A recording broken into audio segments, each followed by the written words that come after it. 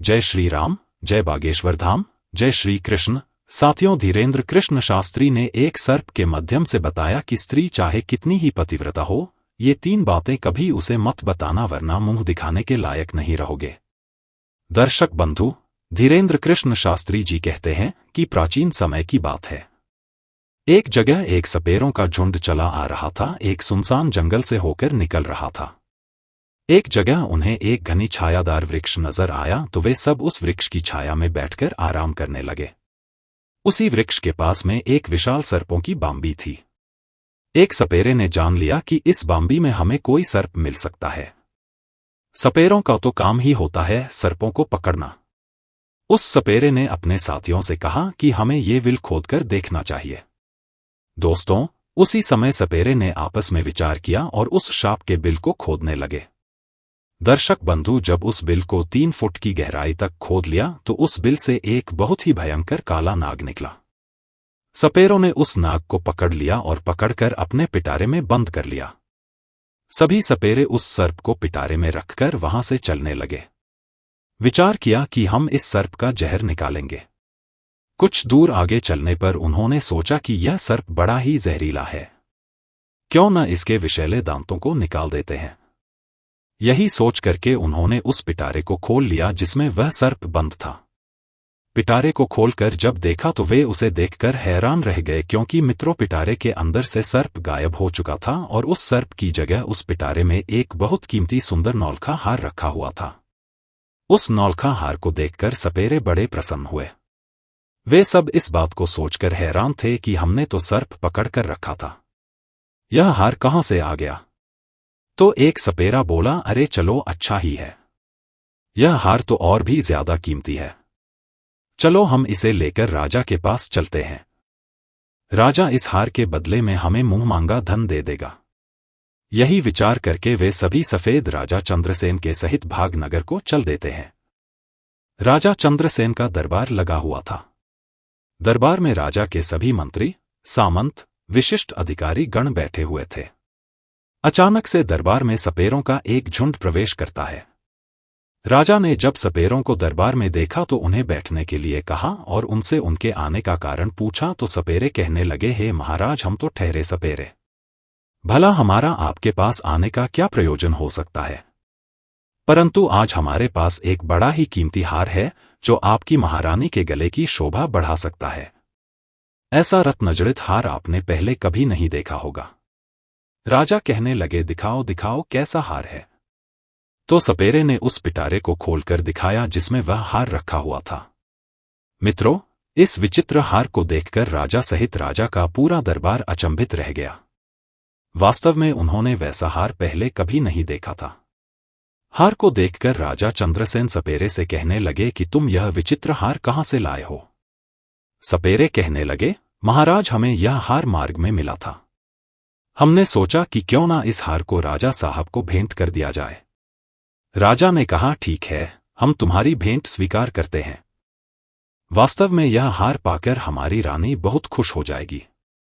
मित्रों, उसी समय राजा ने अपने मंत्री को आदेश दिया कि इन सपेरों को 1 सहस्त्र सोने की मुद्राएं दे दो और सम्मानपूर्वक इन्हें दरबार से विदा कर दो। इस प्रकार मित्रों, राजा ने वो हार टोकरी सहित अपने पास रख लिया और सपेरों को खूब सारा इनाम देकर वहां से विदा कर दिया। सपेरे तो राजा को हार देकर वहां से चले जाते हैं। इधर राजा चंद्रसेन सोचने लगे कि आज यह हार मैं अपनी महारानी को उपहार स्वरूप भेंट करूंगा। हार को पाकर मेरी रानी बड़ी खुश होगी। मित्रों, पूरे दिन राज दरबार में राजा बैठा रहा, अपना राज कार्य करता रहा और मन में वही विचार उठते रहे कि कितना सुंदर हार है। धीरे धीरे जब शाम होती है तो दरबार को समाप्त करके राजा अपने महलों को जाता है। वह हार वाली टोकरी राजा ने अपने बगल में दबा ली थी। मित्रों, उधर जब महारानी चंद्रा ने देखा कि महाराज आ रहे हैं और उनके हाथ में कुछ लगा हुआ है तो महारानी ने उन्हें बैठने के लिए पलंग बिछा दिया। राजा चंद्रसेन पलंग पर बैठ जाते हैं और महारानी से कहने लगे कि महारानी, आज तो मैं तुम्हारे लिए बहुत ही सुंदर वस्तु लेकर आया हूं, जिससे तुम देखोगी तो बहुत खुश हो जाओगी। रानी कहने लगी, महाराज, ऐसा क्या लाए हो तुम मेरे लिए। इतना कहकर राजा ने वह टोकरी रानी के आगे बढ़ा दी और कहा कि नहीं मानती हो तो स्वयं देख लो।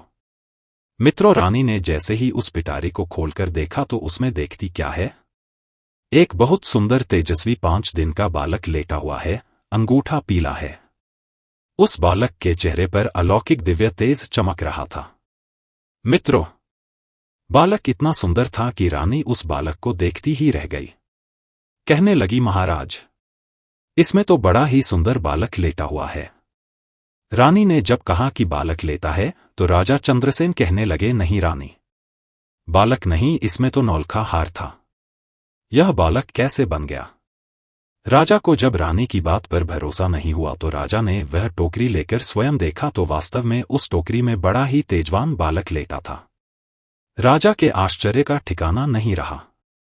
बालक को देखकर के राजा और भी ज्यादा प्रसन्न हो जाता है, क्योंकि दोस्तों, राजा चंद्रसेन पर पहले से कोई संतान नहीं थी।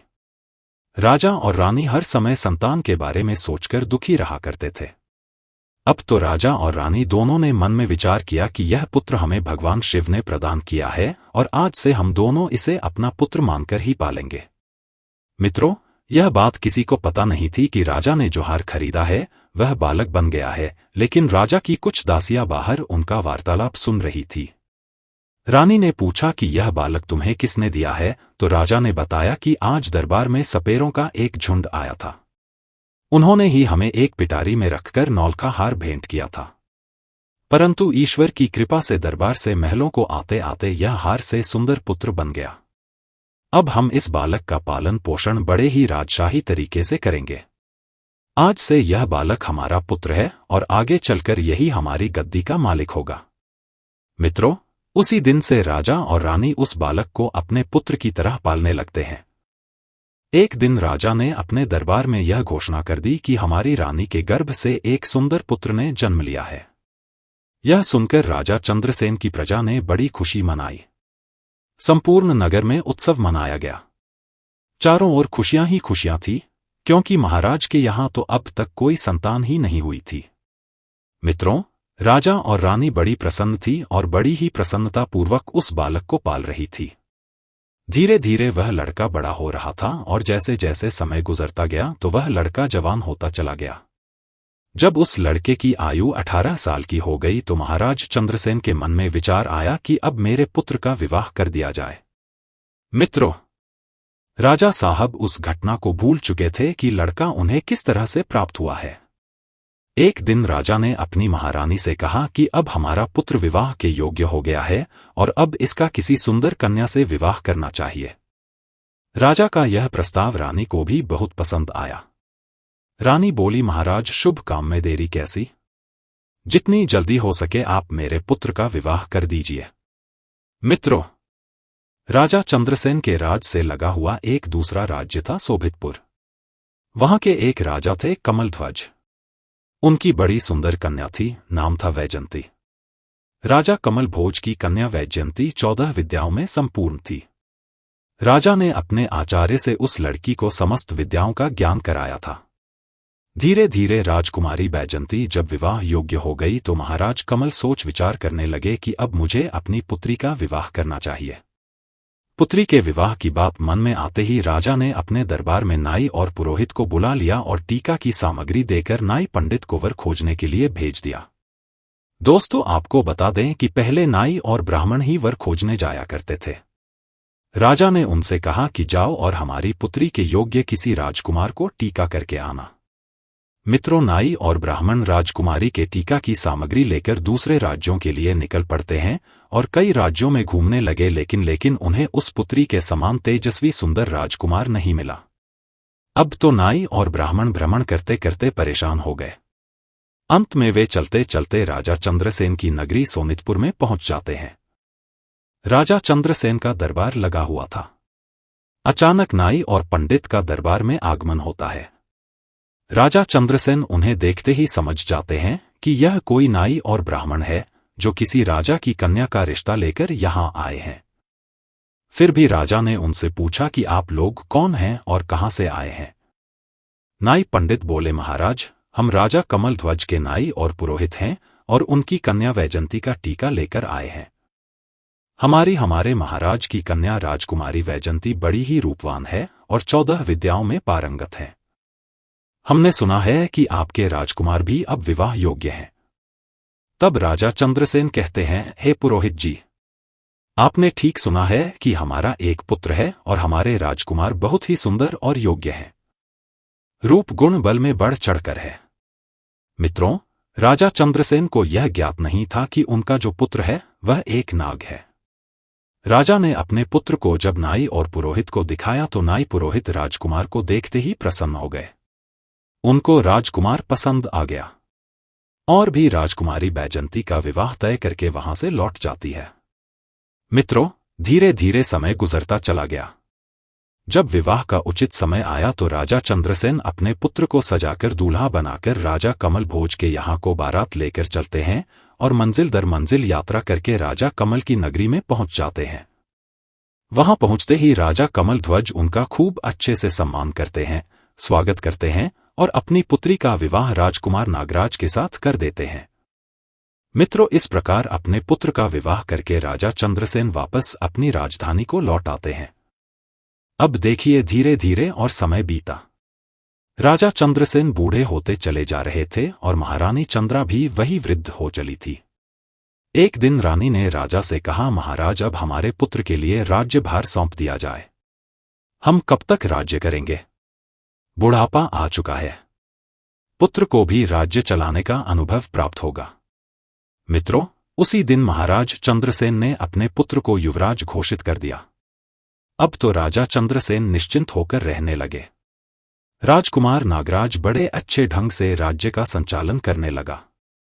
बस इसी तरह कुछ समय बीत जाता है। एक दिन की बात है, राजकुमारी वैजंती अपनी दासियों से बातचीत कर रही थी। राजकुमारी की दासी राजकुमारी से कह रही थी, क्योंकि आपने देखा होगा कि महिलाओं के पेट में अक्सर बात नहीं रुकती है। दासियां इस भेद को जानती थी कि राजकुमार जो है वह राजा साहब को दरबार में कोई सपेरे देकर गई थी, तो वही बात बताती हुई दासी कहती है कि महारानी, मैं आपसे एक बात कहूं। तुम्हारा यह पति राजकुमार जो है, इनको तुम पूछना कि तुम्हारे माता पिता कौन हैं। मित्रों, दासी की यह बात सुनकर बैजंती को कुछ शंका सी होती है। बैजंती कहने लगे कि यह तुम क्या कह रही हो? क्या हमारे पति देव राजकुमार नागराज चंद्रसेन और महारानी चंद्रमा के पुत्र नहीं हैं? तब दासी कहती है, नहीं राजकुमारी, तुम बड़ी भूल कर रही हो। ये उनका पुत्र नहीं है। पर मैं इतना तो नहीं जानती हूं कि राजकुमार के वास्तविक माता पिता कौन हैं। पर इतना जानती हूं कि राजकुमार महाराज चंद्रसेन के पुत्र नहीं हैं। आप स्वयं अपने पति से पूछ लेना। दर्शक बंधु, राजकुमारी बैजंती के मन में भी अपने पति को लेकर शंका उत्पन्न हो गई। मन में सोचने लगी कि आज शाम को जब राजकुमार महल में आएंगे तो मैं उनसे यह बात अवश्य पूछूंगी। अब देखिए बंधु, राजकुमार जब शाम को महल में आते हैं तो राजकुमार की पत्नी बैजंती राजकुमार से पूछने लगती है कि हे प्राणनाथ, आज मैं तुमसे एक प्रश्न पूछना चाहती हूं। कहने लगी, पूछो, क्या पूछना चाहती हो? तब राजकुमारी पूछती है कि मुझे यह बताइए, तुम्हारे माता पिता कौन हैं और तुम किस वंश के हो? दर्शक बंधु, यह बात सुनकर कि जो नाग से राजकुमार बना था वह कहने लगा, रानी, क्या तुम्हारी मति मारी गई है? महाराज चंद्रसेन और महारानी चंद्रा ही मेरे माता पिता हैं। तब बैजंती बोली कि नहीं महाराज, आप मुझसे कुछ छुपा रहे हैं। कृपया सच सच बताइए, तो मैं भगवती मां गंगा की कसम है, तुम मुझे यह भेद जरूर बताओ। अब तो यह बात सुनकर राजकुमार धर्म संकट में फंस जाता है। सोचने लगा कि आज किसी न किसी ने इसके मन में यह प्रश्न पैदा कर दिया है। इसको जरूर किसी ने बहकाया है और यह पूछे बिना मानेगी नहीं। मित्रों, राजकुमार ने अपनी पत्नी को बहुत समझाया कि देखो, मैं महाराज का ही पुत्र हूं। तुम क्यों व्यर्थ में मेरा दिमाग खराब कर रही हो? अब तो राजकुमारी हट कर गई कि नहीं, मुझे यह भेद जरूर बताओ। तुम किस वंश के हो? तुम्हारे माता पिता कौन है? अब तो राजकुमार सोचने लगा, लगता है मुझे इसको बताना ही पड़ेगा। यह पूछे बिना मानेगी नहीं। मित्रों, नागराज अपनी पत्नी से बार बार कहता है कि मान जाओ, अभी भी समय है। तुम मुझसे यह बात मत पूछो वरना बहुत पछताओगे। लेकिन राजकुमारी तो मानो जिद ही कर बैठी थी। कहने लगी, नहीं बताओगे तो मैं भोजन ग्रहण नहीं करूंगी। मैं समझूंगी कि तुम मुझसे झूठा प्रेम करते हो। मित्रों, यह बात सुनकर के राजा का पुत्र कहने लगा कि ठीक है, नहीं मानती हो तो ठीक है, मैं तुम्हें यह बात बताऊंगा, पर यहां नहीं। यहां से कुछ दूरी पर एक नदी बहती है और वहां चलकर कि मैं तुम्हें सब कुछ बता दूंगा। मित्रों, अब तो रथ सजाया। उसमें राजा की पत्नी बैजंती और नागराज दोनों बैठ जाते हैं और वन विहार करने का बहाना करके दोनों महलों से निकल जाते हैं। चलते चलते नागराज अपनी पत्नी को लेकर उसी नदी के किनारे आ जाता है। नदी को देखकर राजकुमारी बैजंती कहने लगी, महाराज, आप मुझे इस नदी के पास लेकर क्यों आए हैं? क्या इस नदी में तुम्हारा कोई संबंध है? तब राजकुमार कहता है कि हे प्रिय, मैं फिर तुमसे कहता हूं कि मान जाओ और मुझसे मेरे बारे में मत पूछो, वरना तुम्हें बहुत पछताना पड़ेगा। मगर दोस्तों, किसी ने सच कहा है, राजहट, बालहट और त्रियाहट ये बड़े बुरे हट होते हैं। राजकुमार के समझाने पर भी राजकुमारी नहीं मानी। कहने लगी, नहीं महाराज, मुझे यह जरूर बताओ कि तुम किस वंश के हो। मित्रों, राजकुमारी वैजंती जब नहीं मानती है तो राजकुमार नांग जोधापुर नदी में नीचे उतर जाता है और कमर तक के जल में जब वह पहुंच जाता है तो कहने लगता है कि हे रानी, अभी भी समय है, तो मुझसे यह बात मत पूछो, अभी कुछ बिगड़ा नहीं है। लेकिन राजकुमारी बैजंती तो मानो हट ही कर बैठी थी। कहने लगी, चाहे कुछ भी हो जाए, लेकिन मैं यह बात पूछकर ही मानूंगी। मित्रों, इस प्रकार राजकुमार नदी के और गहरे जल में उतर जाता है। जब छाती तक जल में पहुंच जाता है तो फिर रानी को समझाकर बोला, प्रिय, मान जाओ, आपका पूछना मुझे आपसे दूर कर सकता है। राजकुमारी बोली, चाहे कुछ हो जाए, आप इस भेद को मेरे सामने जरूर रखोगे। मित्रों, जब राजकुमार और आगे बढ़ा और जब अपनी ठोड़ी के बराबर जल में आया तो कहने लगा, रानी, अब भी तेरे पास समय है, यह जानने की कोशिश मत करो कि मैं कौन हूं। परंतु रानी नहीं मानी। दोस्तों, फिर क्या होता है? राजकुमार ने अपना असली नाग का रूप धारण कर लिया और नदी के जल के ऊपर अपना फन दिखाने लगा। अपना फन दिखाने के बाद वह उस नदी के अंदर समा गया और फिर निकलकर बाहर नहीं आया। जब काफी देर हो गई और राजकुमार नहीं लौटा तो राजकुमारी वैजंती घबरा गई, क्योंकि अब उसका पति नाग बनकर कहीं चला गया था। वैजंती ने वहां उसे खोजने की बहुत कोशिश की, बहुत प्रतीक्षा की, लेकिन वह नहीं मिला। अब तो बैजंती अपने रथ को लेकर के अपने सारथी से कहती है कि चलो, महलों को चलो और महाराज को सूचित करो कि उनके पुत्र नदी में डूब गए हैं। मित्र सारथी ने जाकर के राजा को यह खबर दी कि महाराज, आपके पुत्र नागराज नदी में विलुप्त हो गए हैं। राजा को बड़ा दुख होता है। राजा कहने लगा कि मेरा पुत्र और उस नदी में डूब गया। वह अपनी सेना को आदेश देते हैं कि जाओ, नदी के जल को खंगालें और कम से कम उसकी लाश को तलाश करो। राजा के 10-20 हजार सैनिक रानी वैजंती के साथ उस नदी पर आए। नदी में जगह जगह जाल डलवाई गई, लेकिन कोई सफलता नहीं मिली, क्योंकि वह तो एक नाग था और अपने असली नाग रूप को प्राप्त करके वापस लौट गया था। कई गोताखोरों ने नदी में राजकुमार की तलाश की, मगर कुछ हाथ नहीं लगा। अब तो उदास होकर के राजा और रानी और राजकुमारी बैजंती वापस अपने महलों को लौट आते हैं। राजा चंद्रसेन तो वृद्ध हो चुके थे और पुत्र का दुख उनके ऊपर और आ गया था। राजा के मन में तो यही था कि नदी में डूब करके उनका पुत्र मर गया है। अब तो राजा बड़ा दुखी रहने लगा। श्रोताओं, महारानी वैजंती जो नागराज की पत्नी थी, वह भी बड़ी दुखी रहने लगी और मन में अपने आप को कोसने लगी कि मैंने बहुत बुरा किया। मेरे ही कर्मों के कारण आज मेरा पति मुझसे दूर चला गया। यदि मैं उनसे उनके वंश के बारे में पूछने की जिद ना करती तो शायद मेरा पति मुझसे दूर नहीं होता। परंतु मित्रों, वह बड़ी विद्वान थी, 14 विद्याओं में निपुण थी। काफी सोच विचार के बाद उसे एक तरकीब सूझती है। उसने अपने संपूर्ण नगर में यह घोषणा करवाई कि कोई भी व्यक्ति उसे कोई नई बात सुनाएगा तो उसके एवज में उसे 100 स्वर्ण मुद्राएं दी जाएंगी, चाहे वह आप बीती हो या किसी प्राचीन घटना से संबंधित हो। कोई भी कहानी हो या कथा हो, जो कुछ भी जो कोई सुनाएगा उसको स्वर्ण मुद्राएं मिलेंगी। मित्रों, अब तो रानी बैजंती के पास कथा सुनाने वालों की भीड़ लगी रहती थी। कोई अभी कोई आप बीती कहानी सुना रहा था, कोई रामायण की कथा सुना रहा था, कोई किसी राजा का इतिहास सुनाने लगा। अब तो राजकुमारी बैजंती का यही काम था। वह सुबह से लेकर शाम तक नई नई कहानियों को, किस्सों को सुनती रहती थी। एक दिन की बात, राजा साहब का राज्य का एक बूढ़ा आदमी अचानक से उसी जंगल में गुजर रहा था। वह बूढ़ा आदमी जंगल को पार करते करते उसे जंगल में ही रात्रि हो गई। जब रात्रि हो गई तो वह मन में सोचने लगा कि अब रात में आगे जाना ठीक नहीं है, क्योंकि जंगल में आगे हिंसक पशु भी मिल सकते हैं।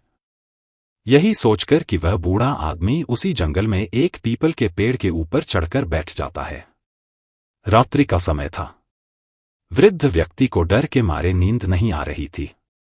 इधर जब रात के 12 बजे का समय होता है तो उसने देखा कि बाहर एक झाड़ू लगाने वाला आया और उस पूरे जंगल में उसने झाड़ू लगा दिया। फिर उसने देखा कि एक पानी का छिड़काव करने वाला आया। उसने भी हर जगह पानी का छिड़काव कर दिया। उसके बाद वहां कुर्सियां आनी शुरू हो गई। फिर एक सिंहासन आता है। अचानक ही वहां पर तंबू की व्यवस्था भी हो जाती है। उस जगह को सजाकर बड़ा रमणीय बना दिया था। वह बूढ़ा आदमी पीपल पर बैठा बैठा यह सब देख रहा था। उसने देखा कि वहां पर सभा होने लगी। वह वृद्ध बहुत घबरा रहा था। मन में सोच रहा था कि यह सब क्या हो रहा है।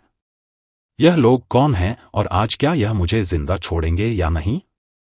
वहां एक से एक सुंदर अतिथि आने शुरू हो गए। अतिथि बड़े ही विचित्र थे।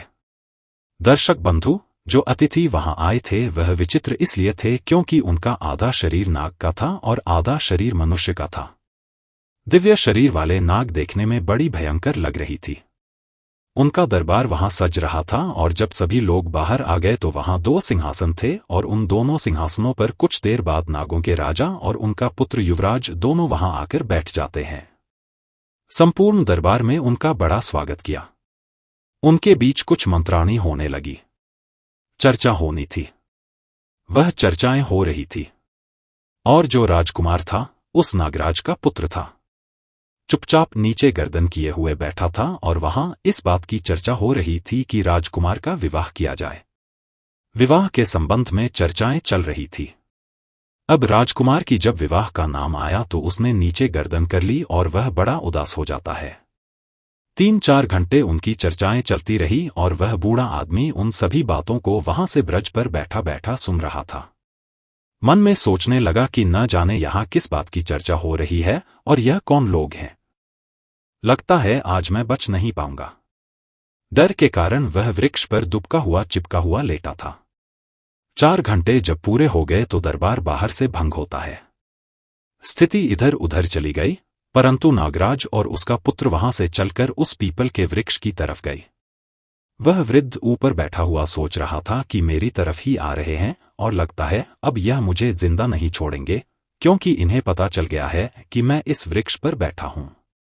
यह सोचकर वह बहुत घबरा जाता है। परंतु उस नाग ने क्या किया? उस पीपल की जड़ में बैठ करके कुछ देर रोया और अपनी रानी वैजंती को याद किया। यह बात वह बूढ़ा आदमी सोच रहा था कि यह तो बड़ा ही चमत्कार है। यह मैं क्या देख रहा हूं? और कुछ देर रोने के बाद, हाय बैजंती, हाय बैजंती, ऐसा कहने के बाद वह नागराज भी वहां से चला जाता है। धीरे धीरे इधर सबेरा हो जाता है। प्रातः काल जब हुआ तो वह बूढ़ा आदमी उस वृक्ष से नीचे उतरा और नीचे उतरने के बाद वापस अपने नगर को लौट आता है और मन में सोचने लगा कि वैसे भी मैं बहुत गरीब आदमी हूं और रानी बैजंती भी नई नई कहानी सुनती रहती है, तो क्यों न चल करके इस बात को महारानी बैजंती को सुनाया जाए। इसके बदले में महारानी मुझे बहुत सारा धन देगी और मैं पैसे वाला हो जाऊंगा। ऐसा विचार करके वह बूढ़ा आदमी उसी जगह आ जाता है जहां रानी वैजंती का मंडप लगा हुआ था, जहां वह कथाएं सुना करती थी। वहां एक से एक बड़े विद्वान रानी को कहानी सुनाती थी। कुछ घंटे इंतजार करने के बाद उस बूढ़े आदमी का भी कहानी सुनाने का नंबर आता है। वह महारानी बैजंती से कहने लगा कि महारानी, आज मैंने बड़ा विचित्र दृश्य देखा है। आज मैं तुमको एक आंखों देखी घटना सुना रहा हूं। आज रात में जब जंगल से गुजर रहा था तो रात होने की वजह से मैं उसी जंगल में फंस गया। उस वन में मैं एक पेड़ पर चढ़कर बैठ गया। मैंने वहां देखा कि वहां एक नागराज का दरबार लगा था। उन सबका आधा शरीर मनुष्य का था, आधा शरीर नाग का था। ऐसे विचित्र प्राणी उस दरबार में आए थे कि मैं उन्हें देखता ही रह गया। कुछ देर देखने के बाद मैंने विचार किया कि यह लोग मुझे मारेंगे तो नहीं, परंतु मैं उस पीपल के वृक्ष पर चिपका हुआ उनकी बातें सुनता रहा। जब दरबार पूरा हुआ तो वहां से एक राजा का पुत्र था जो नागों का राजा था, उसका युवराज था, और वह अपने एक रथ में बैठकर जिस पीपल पर मैं बैठा था उसी वृक्ष की ओर आया। वह उस रथ से उतरा और पीपल के वृक्ष के नीचे बैठकर कुछ देर हाय वैजंती कहकर रोता रहा। उसके बाद वह वहीं से अदृश्य हो गया। अब यह बात जब राजकुमारी बैजंती ने सुनी तो उस बूढ़े आदमी से कहने लगी, बाबा, मैं तुम्हें इतना धन दूंगी कि तुम्हारी पीढ़ियां बैठी खा सकती हैं, परंतु तुम मुझे उस स्थान पर लेकर चलूं जहां तुमने उस राजकुमार को रोते हुए देखा था। यह सुनकर बूढ़ा आदमी घबरा जाता है। कहता है, हे राजकुमारी, अब मैं वहां नहीं जाऊंगा। वहां जाने से मुझे बहुत डर लग रहा है। तब राजकुमारी कहती है, नहीं बाबा, तुम चिंता मत करो, तुम्हें मेरे साथ वहां चलना ही पड़ेगा। इतना कहकर रानी बैजंती ने एक सोने की मोहरों से भरी हुई थैली उस बूढ़े आदमी को दे दी और कहा कि मैं तुम्हें 1000 सोने की मोहरें दूंगी, तुम मुझे उस स्थान पर पहुंचा दो। मित्रों, धन पाकर वह बूढ़ा आदमी भी खुश हो जाता है और वह राजकुमारी बैजंती को लेकर उस जंगल की तरफ चल देता है।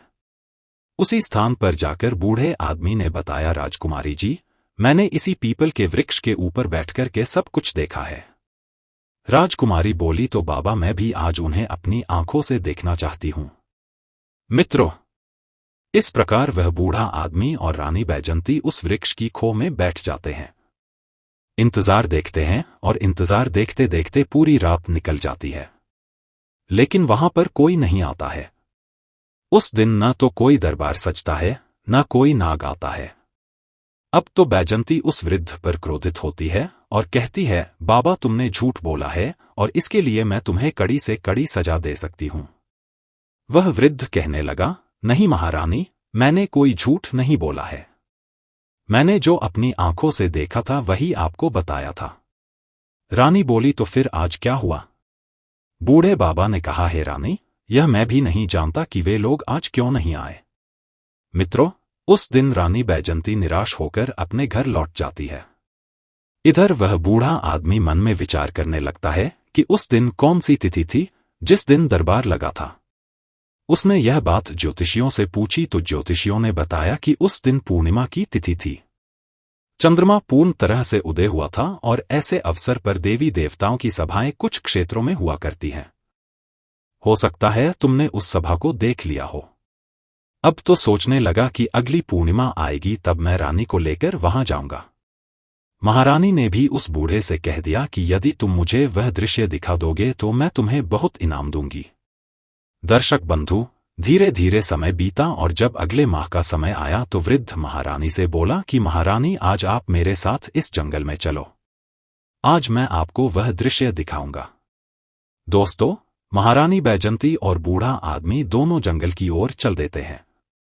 वहां पहुंचकर रानी बैजंती और वह बूढ़ा आदमी उस पीपल की जड़ में छुपकर बैठ जाते हैं। जब रात्रि के 12 बजने का समय नजदीक आता है तो वे देखते हैं कि वहां एक झाड़ू लगाने वाला आ चुका है। उसने झाड़ू लगाया। पानी का छिड़काव करने वाला आया। उसने पानी छिड़का। फिर थोड़ी देर में वहां कुर्सियां आ जाती हैं। चारों तरफ मंडप सज जाता है। धीरे धीरे वहां नाग लोग आने लगते हैं। उन नागों का आधा शरीर मनुष्य का था, आधा शरीर नाग का था।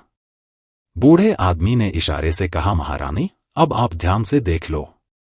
यही सब मैंने उस दिन देखा था। मित्रों, रानी बैजंती उस दृश्य को बड़े गौर से देख रही थी और कुछ समय बाद रानी का पति भी आ जाता है जो उस नागराज का पुत्र था। वह भी आ गया पर उसका चेहरा आज भी उदास था। उसका आधा शरीर ढका था और आधा शरीर मनुष्य का था। महारानी ने उसे देखा तो पहचान गई। कहने लगी कि यही मेरा पति है, परंतु अब इसको मैं कैसे ले सकती हूं? यह विचार करने लगी, यह मुझे कैसे प्राप्त हो सकता है? महारानी हिम्मत करके धीरे धीरे उस वृक्ष के कोटर से बाहर निकलने लगी। उधर वह बूढ़ा डर रहा था तो बूढ़े आदमी ने राजकुमारी से कहा कि राजकुमारी, आप थोड़ी देर प्रतीक्षा कीजिए। मित्रों, 4 घंटे तक वह सभा चलती रही। जब सभा समाप्त हुई तो सभी नाग वहां से चले गए। राजकुमार भी उसी पीपल के पास आकर बैठकर रोने लगा। उसे देखकर रानी बैजंती डर गई क्योंकि उसका आधा शरीर नाग का था, आधा मन उसका था। चेहरा तो उसका राजकुमार का ही था। अपने पति को रोता देखकर राजकुमारी से रुका नहीं गया।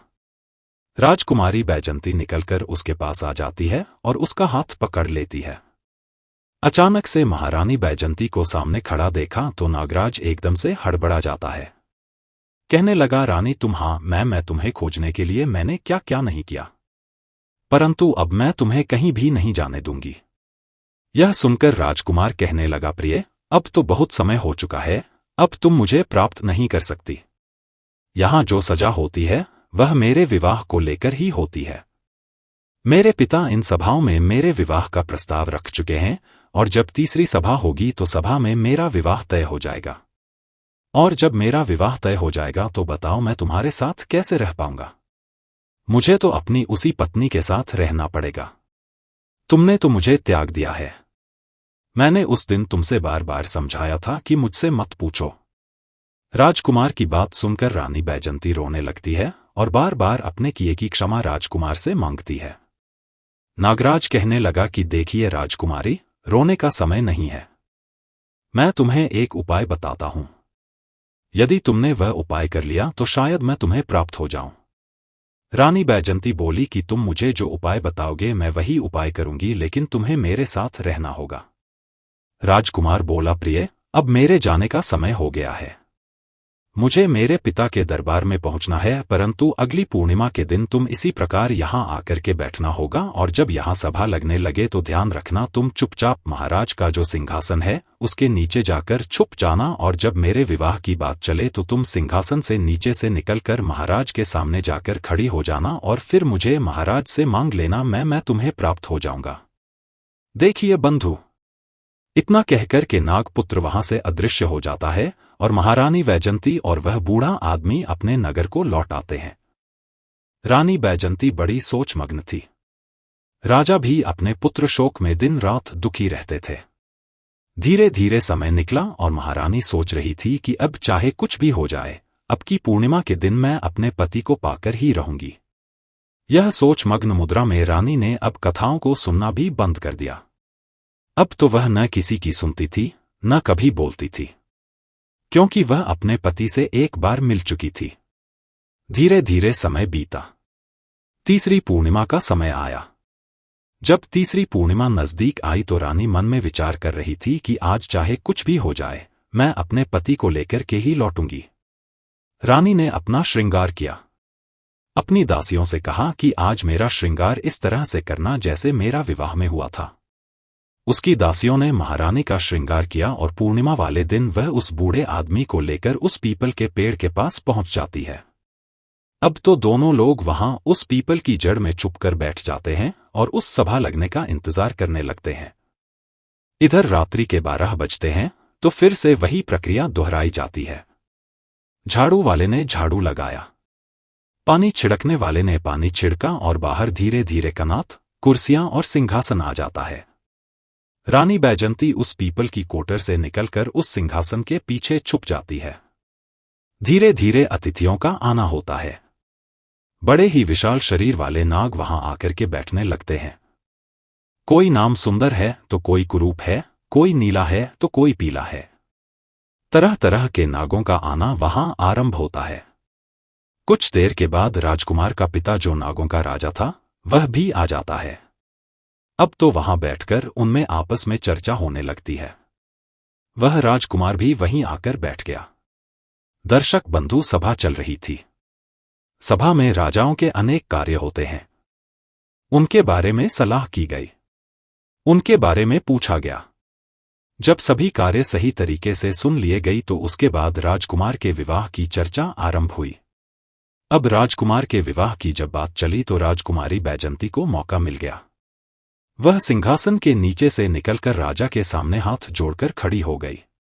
दर्शक बंधु, अचानक से एक स्त्री को वहां पर आया देख सभी सभा हड़बड़ा जाती है। उसे देखकर के नागराज कहने लगा कि हे पुत्री, तुम कौन हो और यहां इस सुनसान जंगल में मध्यरात्रि के समय तुम यहां क्यों आई हो? क्या तुम्हें मृत्यु का जरा भी भय नहीं है? तुम नहीं जानती हो कि हम सब नाग लोग हैं और नाग लोग कितने जहरीले होते हैं। ये तुम्हें नहीं छोड़ेंगे। यह बात सुनकर वैजयंती कहने लगी, महाराज, मुझे डर किस बात का? मैं तो तुम्हारी पुत्रवधू हूं। तुम्हारे राजकुमार मेरे पति हैं। न मानो तो उनसे ही पूछ लो। इनके साथ मेरा विवाह हुआ है। जब महाराज ने अपने राजकुमार से पूछा कि राजकुमार यह कौन है, तो राजकुमार ने पूरी कहानी सुनाई और कहा, पिताजी, एक दिन मुझे कुछ सपेरों ने पकड़ लिया और पकड़कर एक पिटारी में रखकर मुझे ले जाने लगे। तो मैंने अपने बचने के लिए उस पिटारे के अंदर नौलखा हार का रूप बना लिया। उन सपेरों ने नौलखा हार महाराज चंद्रसेन के यहां दे दिया। मैंने सोचा कि राजा की तो कोई पुत्र नहीं है, राजा की कोई संतान नहीं है, तो क्यों न राजा के यहां मैं एक पुत्र बन जाता हूं। तो मैं मेरी माला से पुत्र बन गया और कई साल महाराज के यहां रहता रहा। राजमहलों का सुख भोगता रहा। महाराज ने अपने पुत्र की तरह मेरा पालन किया और इसी सुंदरी के साथ मेरा विवाह संपन्न करा दिया। परंतु एक दिन जिद करके इस सुंदरी ने मुझे मेरे वंश के बारे में पूछा कि तुम किस वंश के हो। मैंने उसे बहुत समझाया परंतु नहीं मानी, और जब नहीं मानी तो मैं जहां मेरा स्थान था वहां इन्हें लेकर गया और वहां पहुंचकर मैं अपने वास्तविक स्वरूप में आ गया और मैं अपने परिवार के पास चला गया। यह बात महाराज ने जब सुनी तो नागराज कहने लगा कि देवी, क्या यह सच कह रहा है? तो बैजंती ने कहा, हाँ महाराज, ऐसा ही हुआ था मेरे साथ। मेरा विवाह इन्हीं के साथ हुआ था, परंतु अब इनका आधा शरीर नाग का है, जबकि पहले इनका पूरा शरीर मनुष्य का था। बैजंती की बात सुनकर नागराज ने अपने पुत्र को फटकार लगाई कि पहले तो तुमने हमारी परंपरा के खिलाफ जाकर पृथ्वीलोक पर विवाह किया और फिर उसके बाद तुम इस स्त्री को छोड़कर हमारे पास वापस आ गई। तुमने यह अपराध किया है। तुमने यह घोर निंदनीय कार्य किया है। अब तुम जाओ। मैं तुम्हें श्राप देता हूं कि जब तक कि यह स्त्री जीवित रहेगी तब तक तुम मृत्युलोक पर रहकर इसका साथ दोगे। इसे छोड़ नहीं सकती। इसे अपनी पत्नी के रूप में रखना होगा और जिस राजा के तुम पुत्र बने थी उस राजा का राज्य भी तुम्हें संचालित करना होगा। उस राजा की सेवा करनी होगी। जब तक यहां का कार्यकाल समाप्त नहीं हो जाता तब तक तुम हमारे पास नागलोक में नहीं लौट पाओगे। दर्शक बंधु, अब तुम्हारा विवाह नहीं होगा। नागराज ने बैजंती को उसका पति प्रदान कर दिया। वह अपने उसी दिव्य शरीर में आ गया।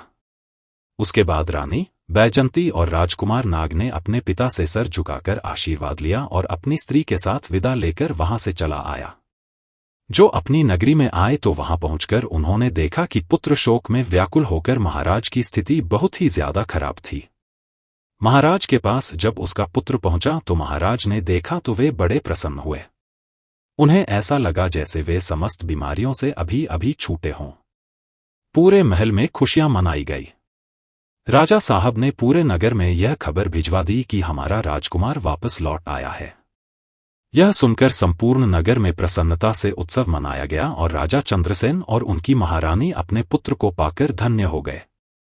दर्शक बंधु, इस प्रकार से रानी बैजंती अपने खोए हुए पति को पा लेती है और बड़े प्रेम के साथ अपने पति के साथ रहने लगती है। मित्रों, इस कहानी में सीखने और समझने वाली बात यह है कि चाहे कितनी ही प्यारी हो, पतिव्रता स्त्री हो, मगर उसकी जिस हट से आपके प्राण जाते हो वह उसका कभी पूरा नहीं करना चाहिए। जिस बात को बताने से स्वयं पर या परिवारी जनों पर संकट आता हो वह बात उसे नहीं बतानी चाहिए। जिस बात के कहने से स्त्री का, पिता का, माता का अपमान होता हो या आपकी मान प्रतिष्ठा धूमिल होती हो, उस बात को कभी न कहें। जिन बातों के कहने से घर में कलह, स्वच्छता हो, रिश्तों के टूटने का डर हो, वह बात कभी न कहे। मित्रों, समझदारी इसी में है कि कुछ बातें पिता, पुत्र, पत्नी और माता से छुपाकर रखनी चाहिए, जिनकी वजह से परिवार में घोर संकट आ जाए। तो दर्शक बंधु, कैसी लगी आज की यह कहानी? कमेंट में अपनी राय जरूर देना। मिलते हैं आपसे अगली कहानी में एक और चर्चा के साथ। आप सभी का बहुत बहुत धन्यवाद। जय श्री कृष्ण।